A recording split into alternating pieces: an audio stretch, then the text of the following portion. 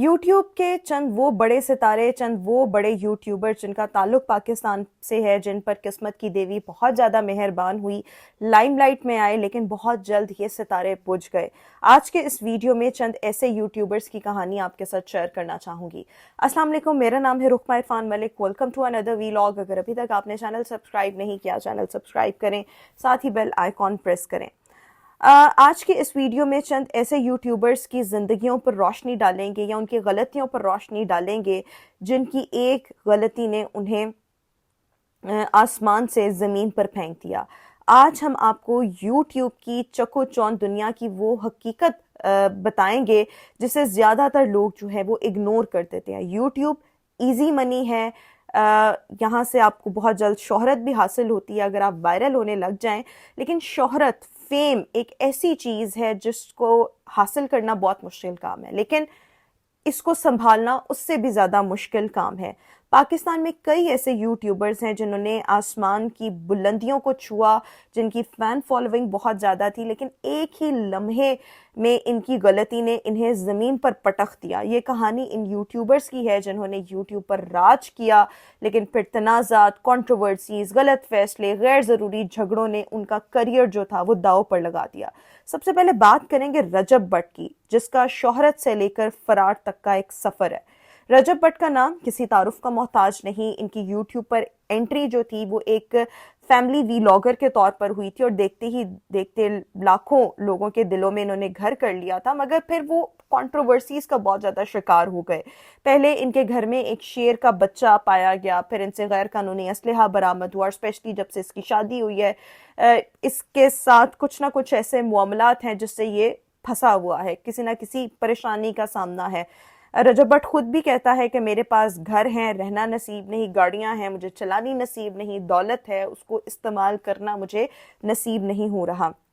और इस वक्त रजब भट्ट को बहुत से कानूनी मसाइल का सामना है। कहानी यहीं ख़त्म नहीं होती। रजब भट्ट ने एक परफ्यूम लॉन्च किया जिसका नाम था 295, जो कि एक बहुत सेंसिटिव मामला बन गया, क्योंकि ये वो दफ़ा है वो उन लोगों पर लगती है जिन्होंने तौहीन मज़हब, तौहीन रिसालत किया होता है।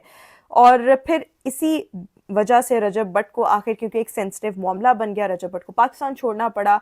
और एक हफ्ता पहले जो शख्स पाकिस्तान का सबसे बड़ा वीलॉगर था वो आज अपने ही मुल्क में रहने से कासिर है। क्या ये शोहरत की कीमत है या गलत फैसलों का अंजाम, ये आपने ज़रूर बताना है। आगे आते हैं डकी भाई पर।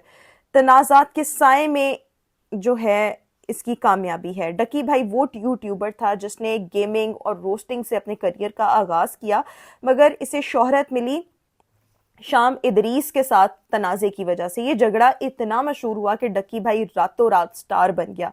मगर क्या आप ये जानते हैं कि ये कंट्रोवर्सी ही है जिसने डकी को बार बार मुश्किलात में डाला। कितनी बार डकी भाई को उनके बोल्ड और मुतनाज़े जो तबसरे थे, जो कंटेंट था, उसकी वजह से बहुत ज़्यादा माफ़ी भी मांगनी पड़ी। और इसके मद्दाहों का एक बहुत बड़ा तबका ऐसा है जो इसे पसंद करता है, लेकिन एट द सेम टाइम बहुत से लोग इसके ओपोनेंट्स भी हैं। सवाल ये है कि क्या तनाज़ात के बगैर कामयाबी मुमकिन नहीं है आखिर, और या फिर पाकिस्तान में यूट्यूबर्स के लिए मुतनाज़े होना ही कामयाबी की जमानत है? ये आपने कमेंट सेक्शन में जरूर बताना है। शाम इदरीस पर आते हैं। यूट्यूब का जवाल 2014 से 2017 तक के दौरान शाम इदरीस का यूट्यूब पर तोती बोलता था। इसकी फिरोगी के साथ मजाक की वीडियोस वायरल हुई थी और वो लाखों दिलों पर राज कर रहे थे, मगर फिर गलतियों ने उसको नीचे गिरा दिया। डकी भाई के साथ इसका झगड़ा हुआ, इतना बढ़ा कि शाम इदरीस के खिलाफ एक नफरत अंगेज मुहिम जो थी वो चल पड़ी, और फिर बहुत से लोगों ने इसको डिफेंड भी किया, लेकिन इससे ज़्यादा बड़ी तादाद में लोगों ने इसे डिसलाइक करना शुरू कर दिया, इसकी मुखालफत अपना ली। और आज भी शाम इदरीस इस वक्त यूट्यूब पर मौजूद है, लेकिन उसकी फ़ैन फॉलोइंग एकदम से धड़म करके गिर गई। यानी मुझे ऐसे लगता है ये जितने भी यूट्यूबर्स हैं, और स्पेशली जो फैमिली व्लॉगर्स हैं या इस किस्म के व्लॉगर्स हैं जैसे रजब भट्ट, डकी या ये शाम इदरीस, ये लोग शोहरत तो इन्होंने हासिल कर ली, लेकिन उसके साथ साथ इनको बहुत से तंग हालात का भी सामना करना पड़ा, क्योंकि इनकी शोहरत का जो स्पैन था, लोगों इन्होंने एक्चुअली अपना आप जो था वो लोगों पर बहुत जल्दी रिवील कर दिया। नादिर अली की यहाँ पर मैं बात करूंगी, हंसी मजाक से नफरत तक का सफर। नादिर अली पाकिस्तान का सबसे बड़ा इस वक्त यूट्यूबर है, और लेकिन इसने अपने करियर का आगाज एक प्रैंकस्टर के तौर पर किया था। प्रैंक बनाता था, ये प्रैंक वीडियोस करता था, मजाक की वीडियोस लोग देखते थे इसके, मगर फिर इसके सवालात और मजाक की नौयत तब्दील हो गई। वो इंटरव्यूज करने लग गया और उसमें इसने जारहाना सवालात पूछने लग गए, फजूल किस्म के क्वेश्चंस पूछने लग गए, जिसमें बहुत से लोगों ने, जिसमें नादिया खान भी है, कहा कि नादिर अली ने ऐसे कुछ सवालात किए कि मैं तो इसका पॉडकास्ट छोड़कर उठ गई। और इसी वजह से नादिर अली से भी लोगों ने दूरी इख्तियार कर ली। और यूट्यूब चैनल इसका कभी टॉप चैनल्स में शुमार होता था, अभी भी इस पर अच्छी फॉलोइंग है, लेकिन जो पहले बात थी वो अब नहीं है।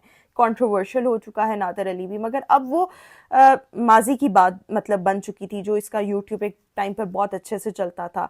और अब आप सब ने ये बताना है कि इसकी गिरती हुई शोहरत की असल वजह क्या जारहियत थी या अवाम का मजाज तब्दील होना था, ये सब आपने कमेंट सेक्शन में बताना है। ये सब यूट्यूबर्स एक वक्त में लाखों दिलों पर राज करते थे, मगर गलत फैसले, गैर ज़रूरी झगड़े, कंट्रोवर्सीज और फिर हद से ज़्यादा एतमाद इन्हें जवाल की तरफ ले गया। और कामयाबी को संभालना, फेम को संभालना, शोहरत को संभालना इन सब के लिए बहुत ज़्यादा मुश्किल हो गया। ये कहानी सिर्फ उन यूट्यूबर्स की नहीं बल्कि हर उस शख्स की है जो शोहरत के नशे में अंधा हो जाता है। और पाकिस्तान में यूट्यूबर्स को जो है स्पेशली बहुत ज़्यादा संभल कर, अभी भी जितने यूट्यूबर्स हैं संभल कर चलने की ज़रूरत है, क्योंकि ये एक ईजी मनी है, आसानी से आपको शोहरत मिल जाती है, लेकिन शोहरत को संभालना बहुत मुश्किल हो जाता है, क्योंकि व्यूज़ लेने के लिए ये एक से बढ़कर एक ऐसी वीडियो बनाते हैं जिससे इनको डॉलर्स आएँ, कंट्रोवर्शियल वीडियो हो, अल्टीमेटली ये अपनी जो असल साख, असल पहचान है वो खो बैठते हैं। कमेंट सेक्शन में अपनी राय से ज़रूर आगाह कीजिएगा। आज के इस व्लॉग से इतना ही, नेक्स्ट व्लॉग में आपसे दोबारा मुलाकात करेंगे। अल्लाह हाफ़िज़।